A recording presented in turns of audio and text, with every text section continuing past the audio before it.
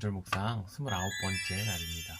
우리가 오늘 함께 읽을 본문 말씀은 마태복음 24장이고요. 우리가 오늘 함께 나눌 본문 말씀은 마태복음 24장 15절부터 28절까지의 말씀입니다.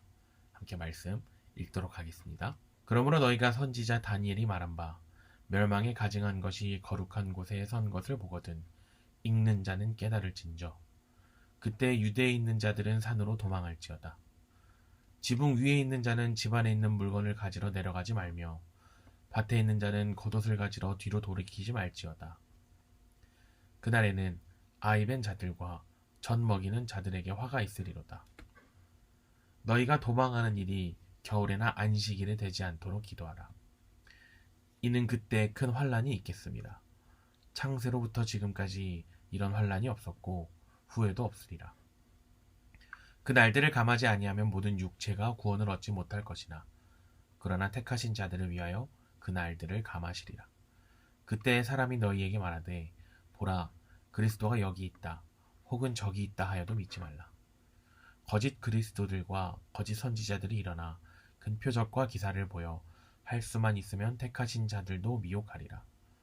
보라 내가 너희에게 미리 말하였노라. 그러면 사람들이 너희에게 말하되 보라 그리스도가 광야에 있다 하여도 나가지 말고 보라 골방에 있다 하여도 믿지 말라. 번개가 동편에서 나서 서편에서 번쩍임 같이 인자의 임함도 그러하리라.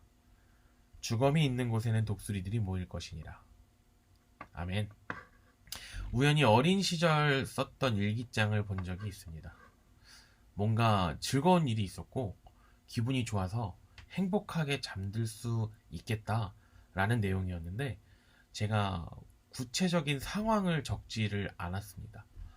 그래서 한참을 무슨 일이 있었을까라고 기억을 되살려 보려고 노력했는데 제가 깨달은 것은 내가 그때의 그 상황으로 직접 돌아가지 않는다면 그리고 내가 그 어린 시절의 감수성을 가질 수 없다면 그날 내가 왜 그렇게 행복했는지 어떤 일이 있었는지 구체적으로 파악하기는 어렵겠다라고 생각을 했습니다. 우리는 개인이 경험했던 일에 대해서도 구체적으로 기록이 되어 있지가 않으면 세세하게 기억하기가 어렵습니다. 제 경험을 어떤 이미지나 상징과 같은 것으로 기록해 놓은 일기를 보면서 참 많이 답답했었습니다. 남이 기록한 것을 우리가 해석하려고 한다면 더더욱 쉽지 않을 것입니다. 글을 쓴 사람이 직접 우리에게 이야기해주지 않는 한 글이라는 것은 여러 가지로 해석될 여지가 다분하기 때문입니다. 우리가 오늘 읽은 마태복음 본문도 이와 유사합니다. 마태가 표현한 멸망에 가증한 것은 무엇일까요? 도망쳐야 할 사람들은 누구이며 이 거짓 선지자들은 누구이며 인자의 오심은 무엇일까요? 운이 좋게도 도움이 될 만한 단서들이 멀지 않은 곳에 있습니다. 마태복음 24장의 시작에는 마태는 이 내용들이 제자들의 이중 질문에 대한 예수 그리스도의 답변이라는 사실을 분명하게 이야기합니다. 그 중심에는 성전이 파괴될 것이라는 예수 자신의 엄숙한 예언이 자리 잡고 있습니다. 우리는 환전상을 내쫓으신 예수님을 통해서 그가 500년 전의 예레미야처럼 성전을 고발하고 성전의 몰락을 예언하고 계셨다는 것을 추측을 할 수 있습니다. 그것은 우리가 앞서 본 23장에서 예수님이 바리새인들을 고발하고 그들에게 임할 임박한 심판을 경고하신 것과 마찬가지입니다.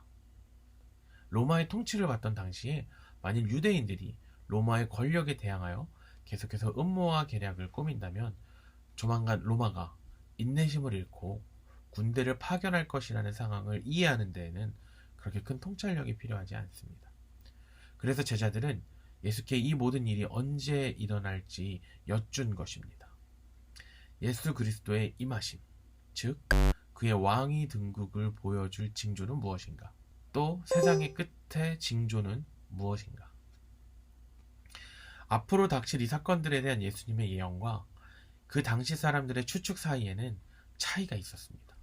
즉 예수님은 그 모든 일과 자신의 역할, 자신의 운명, 자신의 미래가 어떤 식으로건 뒤얽혀 있다고 느끼셨습니다. 그분은 구경꾼도 또 그 위험을 경고하는 목소리도 아니었습니다. 이스라엘의 하나님께서 자신의 백성을 재정비하고 계셨는데 그 중심이 바로 예수 그리스도였습니다. 그분은 성전이 가리키고 있던 실제였으며 하나님께서 자신의 백성 가운데 몸소 거하시는 장소이며 수단이었습니다.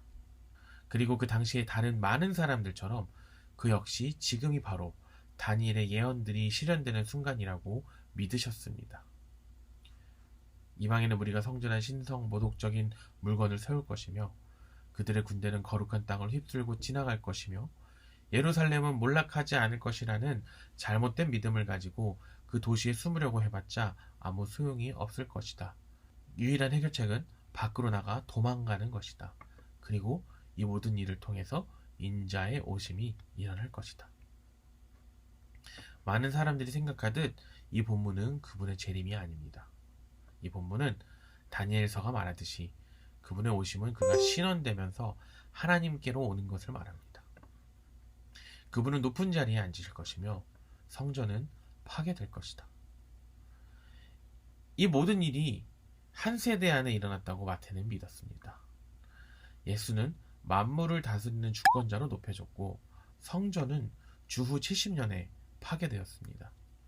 하지만 그 이후 줄곧 현명한 독자들은 이 구체적인 예언을 더 넓은 영역에서 공명하는 내용으로 이해해왔습니다. 장차 훨씬 더 거대한 심판과 긍휼의 순간이 올 것인데 그 순간은 예수께서 만물의 갱신이라 부르는 그때입니다.